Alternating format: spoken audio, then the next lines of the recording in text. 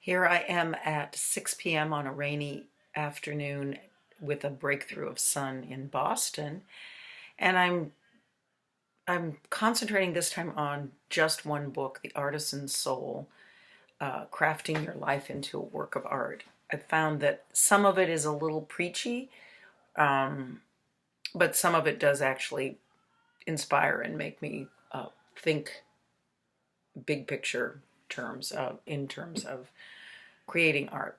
So I'm going to just read some of the comments and then comment on the comments I found.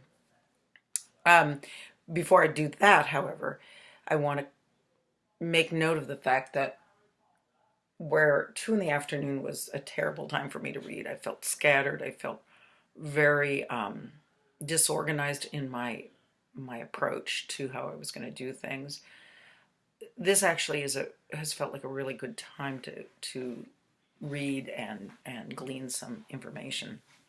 So I hope that it gives me a little more insight into how I'm going to continue with this practice. So the first page that I saw a really interesting quote on was 145. And the quote is, every creative endeavor becomes a realization of how limited and how unlimited we are.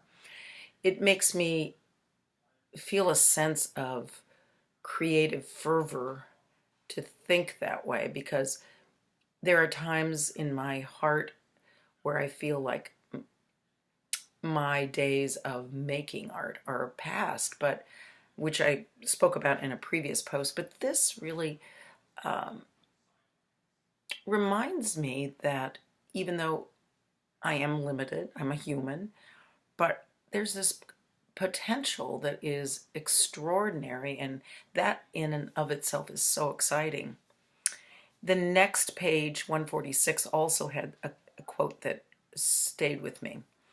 Part of the artistic process is understanding the rules under which mediums express themselves and learning how to work within them so as to materialize your imagination through them. Again, imagination is one of those words I love playing with. The canvas informs the creative act.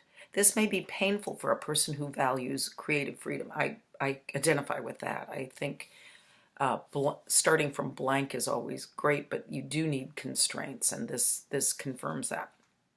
Again, continuing, our creativity is not in conflict with boundaries, but must work with them. To break free of limits of any medium, we must first embrace them.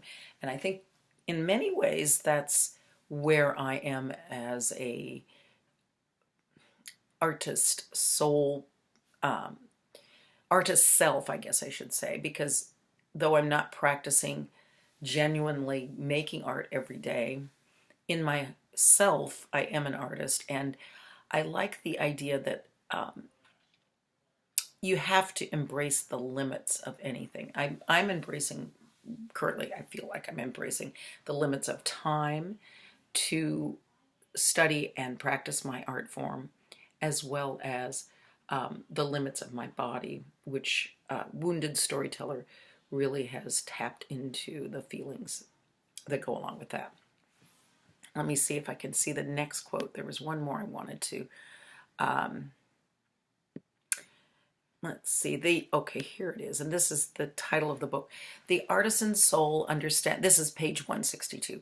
The Artisan Soul understands that if our lives are to be masterpieces, and if life itself is our most creative act, then we must embrace life as a canvas and recognize that the medium we have chosen or haven't chosen comes with boundaries and limitations, that these boundaries are not to be despised but to be embraced. For the finished product to reflect our imagination, we must choose our notes carefully instead. And again, this just goes into that theme I've been expressing, how creativity, imagination, it scares us. Or I'm going to speak from the I. It scares me, but it excites me. It makes me flourish. It makes me sad. It makes me happy. The sadness in my life is part of my creativity, and the happiness as well. let's see. Here's one more line I really liked. It's on page 164. It is dark not only from the lack of light, but from the ominous presence of the moment. Ominous presence of the moment.